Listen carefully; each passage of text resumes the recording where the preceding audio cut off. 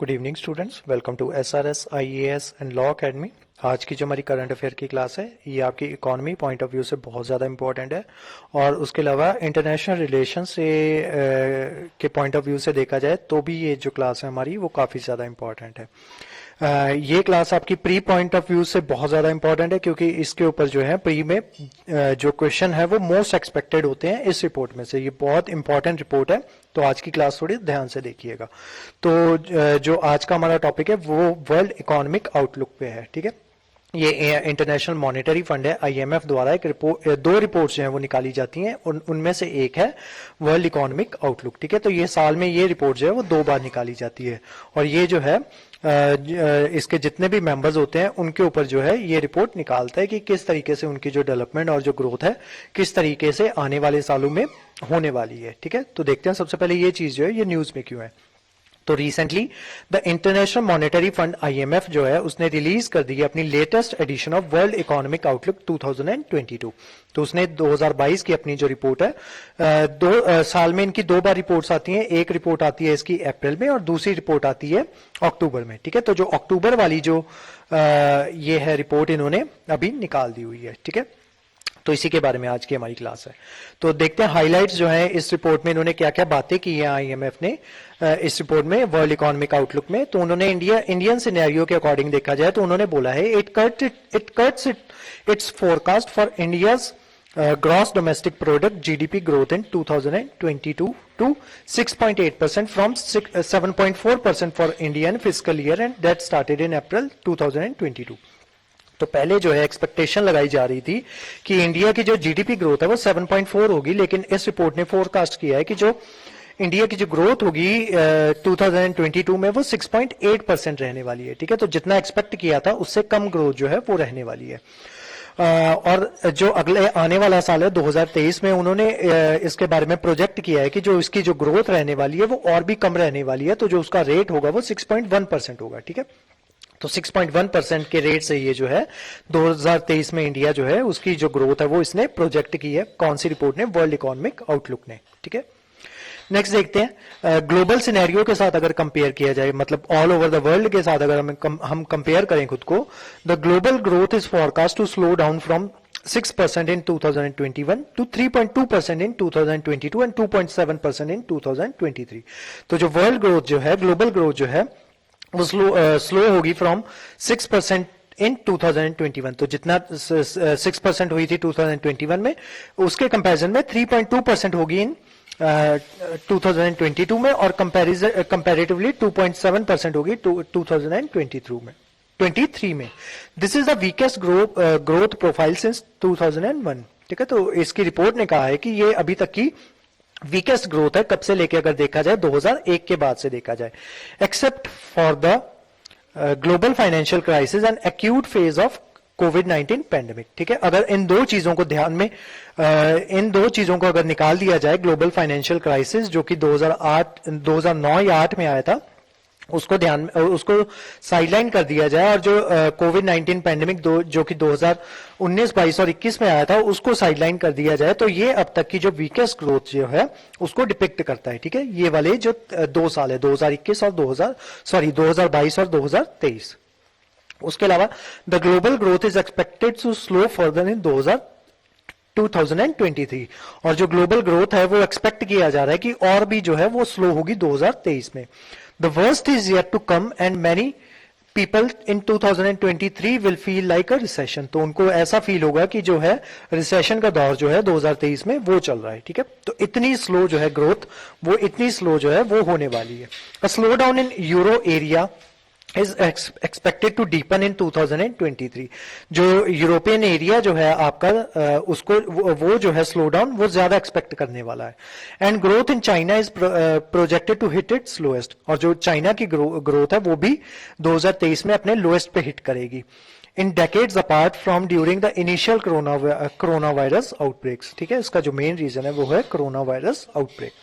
उसके अलावा इन्फ्लेशन के ऊपर जो इस रिपोर्ट ने बात की है, इन्फ्लेशन के ऊपर इस रिपोर्ट ने क्या कहा है, the global inflation is forecast to rise from 4.7% in 2021 to 8.8% in 2022, ठीक है। जो ग्लोबल इन्फ्लेशन आप इसको इंडिया से कंपेयर मत करना, अभी हम सिर्फ ऑल ओवर द वर्ल्ड जो है उसको ध्यान में रखते हुए बात कर रहे हैं कि जो वर्ल्ड में जो ग्लोबल इन्फ्लेशन चल रही थी 4.7% थी 2021 में, और जो 2022 में कितनी चली गई 8.8%, लेकिन ये जो है डिक्लाइन होगी धीरे धीरे 2023 तक आते आते ये 6.5% रह जाएगी, और 2024 तक आते आते ये 4.1% रह जाएगी, ठीक है। तो ये जो है ग्लोबल इन्फ्लेशन के बारे में जो इस रिपोर्ट ने फोरकास्ट किया है। उसके अलावा the slow down in global economic activity is broad based and sharper than expected, ठीक है। तो जो स्लो डाउन होगा ग्लोबल इकोनॉमिक एक्टिविटी में वो भी शार्पर होगा देन एक्सपेक्टेड, जितना एक्सपेक्ट किया जा रहा था। With inflation higher than seen in decades, the economic outlook depend on the successful calibration of monetary and fiscal policies. तो उन्होंने कहा है कि हमें जो monetary और जो fiscal policies जो है उसके ऊपर ध्यान देना चाहिए।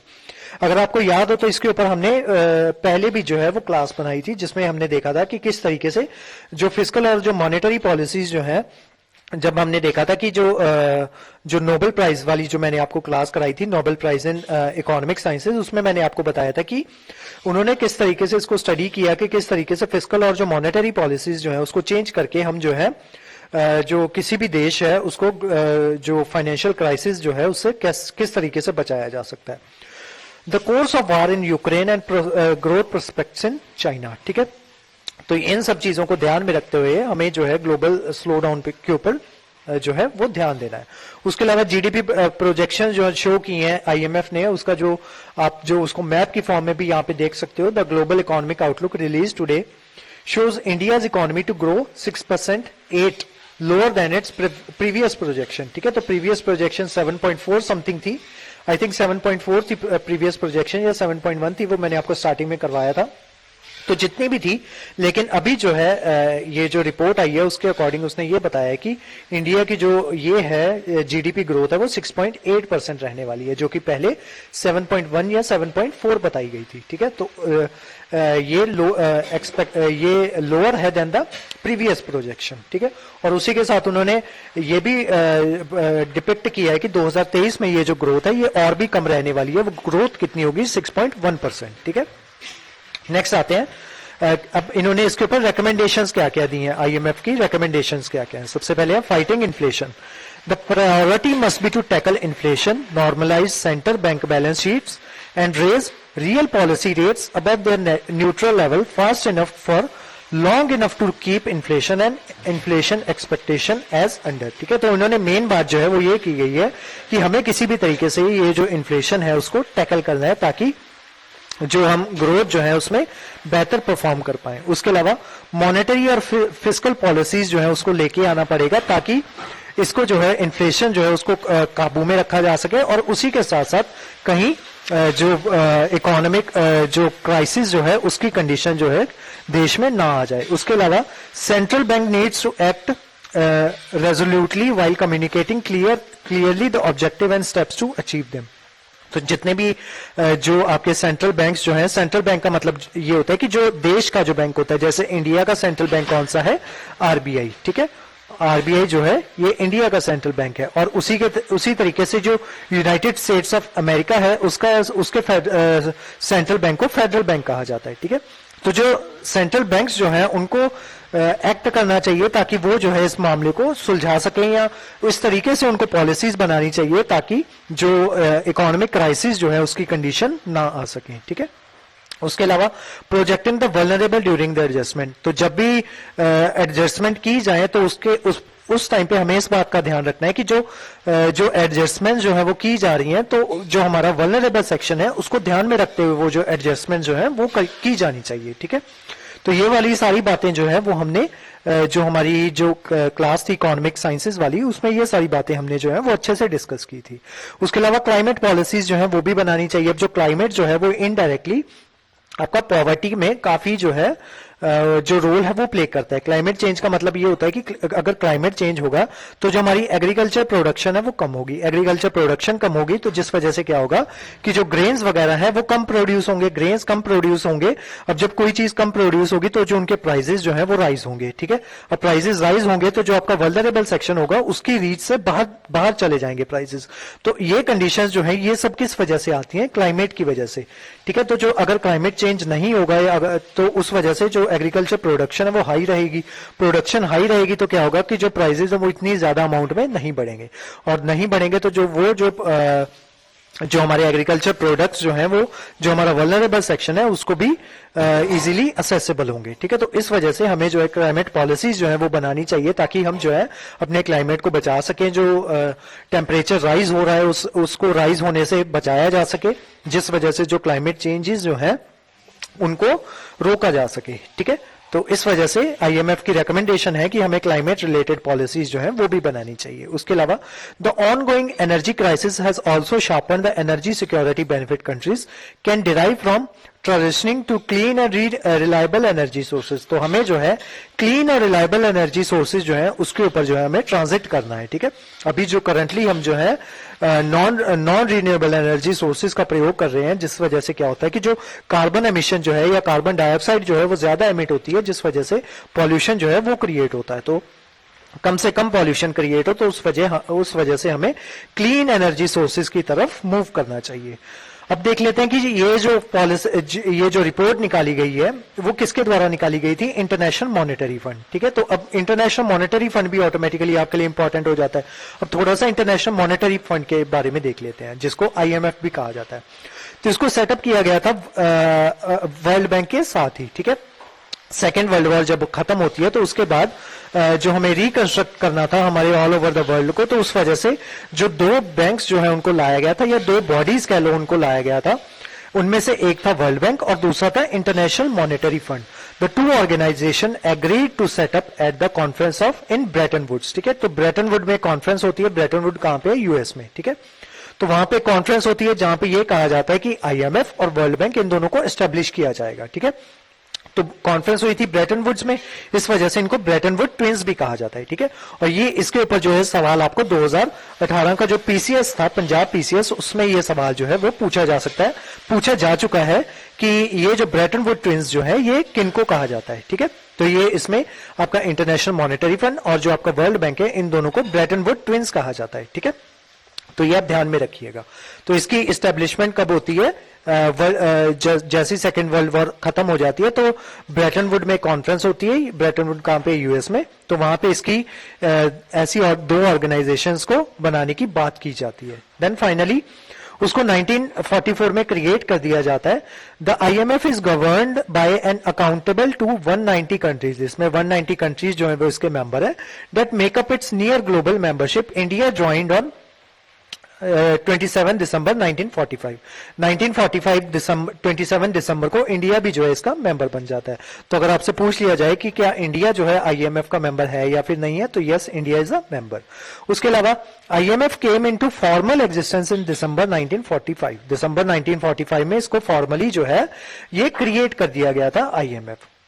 The IMF's primary purpose is to ensure the stability of international monetary system. International monetary system जो है उसकी जो stability है उसको इंश्योर करने का जो काम है वो IMF का है। The system of exchange rate कि किस तरीके से जो आपका exchange rate जो है वो वर्क करेगा, मतलब एक्सचेंज रेट का मतलब होता है कि कितने डॉलर के इक्विवेलेंट होगा हमारा जो $1 के इक्विवेलेंट जो है हमारा जो इंडियन रुपी है वो कितने रुपीस $1 के इक्विवेलेंट होगा, ठीक है। उसको एक्सचेंज रेट कहा जाता है। तो वो देखना किसका काम है? आईएमएफ का।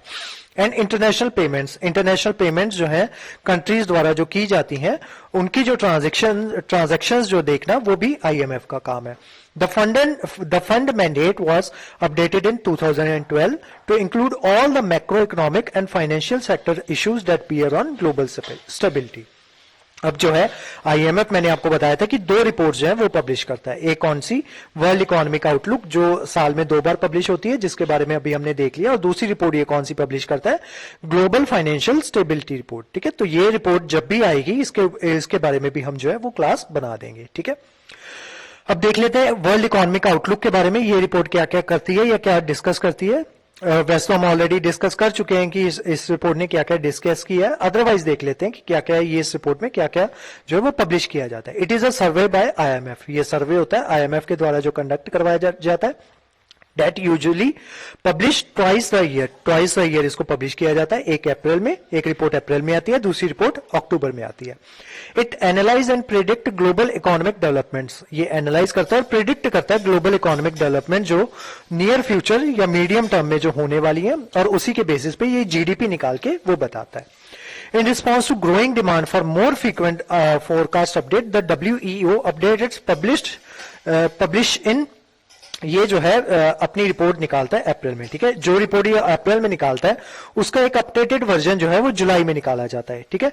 और जो रिपोर्ट ये अक्टूबर में निकालता है उसका अपडेटेड वर्जन जो है वो अगले साल जनवरी में दोबारा से निकाला जाता है, ठीक है। लेकिन आपके लिए जो रिपोर्ट इंपॉर्टेंट होती है वो वर्ल्ड इकोनॉमिक आउटलुक जो होती है वो ज्यादा इंपॉर्टेंट होती है। हालांकि जो इसका अपडेटेड वर्जन होता है वो भी इंपॉर्टेंट होता है, तो वो जैसे ही आएगा वो भी हम आपको उसके बारे में भी हम आपको क्लास बना देंगे, ठीक है। तो बाकी डिपेंड करता है कि आपका जो एग्जाम होता है वो कब आ रहा है। जैसे ये एग्जाम जो है आपका जो नवंबर में जो एग्जाम रहने वाले हैं उसमें ये जो अक्टूबर में जो भी जैसे क्योंकि ये रिपोर्ट जो अक्टूबर में आई है तो इसके ऊपर जो है आपसे जो सवाल जो है वो पूछे जा सकते हैं, ठीक है। तो अब जनवरी तक जितने भी एग्जाम जो आने वाले हैं उन एग्जाम को अगर ध्यान में रखा जाए तो ये अक्टूबर वाली रिपोर्ट है, उसके ऊपर जो क्वेश्चन जो है वो आपसे पूछने के बहुत ज्यादा चांसेस जो है वो बन जाते हैं, ठीक है। बाकी फर्दर जो अगर मान लो आपका एग्जाम जो है वो फेब में है तो जो जनवरी की जो अपडेटेड रिपोर्ट होगी उसके बारे में आपसे सवाल जो है वो पूछे जा सकते हैं, ठीक है। तो इसी वजह से कहा जाता है कि आपके जितने भी आपके करंट अफेयर्स होते हैं उनको आपको ध्यान में रखना होता है, ठीक है। अब ये रिपोर्ट इतनी ज्यादा इंपॉर्टेंट है कि इसके ऊपर जो सवाल है वो आपसे बन ही जाता है जनरली, ठीक है। तो आज की जो हमारी क्लास थी वो वर्ल्ड इकोनॉमिक आउटलुक के बारे में थी, जो रिपोर्ट जो पब्लिश की गई है आईएमएफ के द्वारा। इस क्लास के जो नोट्स हैं वो आपको सेंड कर दिए जाएंगे हमारे टेलीग्राम चैनल पे, और जो हमारे वेरियस जो ग्रुप्स जो हैं उन पे भी जो नोट्स हैं वो आपको सेंड कर दिए जाएंगे, ठीक है। उसके अलावा हमारे वेरियस कोर्सेज के बारे में इंफॉर्मेशन लेने के लिए आप जो है स्क्रीन पे हमारा नंबर है उस पे आप कांटेक्ट कर सकते हो, ठीक है। उसके अलावा हमारा जो पीसीएस जुडिशरी का कोर्स है वो हम 9 नवंबर से वो एक नया बैच जो है पीसीएस जुडिशरी का वो शुरू करने जा रहे हैं। अगर आप उसमें एनरोल करना चाहते हो या उसके बारे में कोई भी इंफॉर्मेशन लेना चाहते हो तो उसके लिए भी आप स्क्रीन पे दिए नंबर पे कांटेक्ट कर सकते हो। इस कोर्स की जो फीस होगी वो 30,000 होगी, जिसमें आपको प्री मेंस और इंटरव्यू तीनों की प्रिपरेशन करवाई जाएगी, और उसके साथ ही जो मॉक टेस्ट सीरीज जो होगी वो भी इसी के साथ ही इंक्लूडेड होगी, ठीक है। मतलब एक बार आपको जो 30,000 जो है इस कोर्स के वो पे करने हैं, और उसके अलावा आपको कुछ भी पे करने की जरूरत नहीं है। जब तक आपका एग्जाम जो है वो नहीं हो जाता आपको क्लासेस प्रोवाइड करवाई जाएंगी, और इसमें जो आपकी जीके की क्लासेस जो हैं या दूसरे आपके सब्जेक्ट्स होते हैं जैसे आपका पंजाबी हो गया, आपका एसए की क्लासेस होगी या इंग्लिश की क्लासेस होगी, वो सब भी इसी में आपको करवाया जाएगा, ठीक है। तो आज की जो क्लास थी वो यहीं तक थी।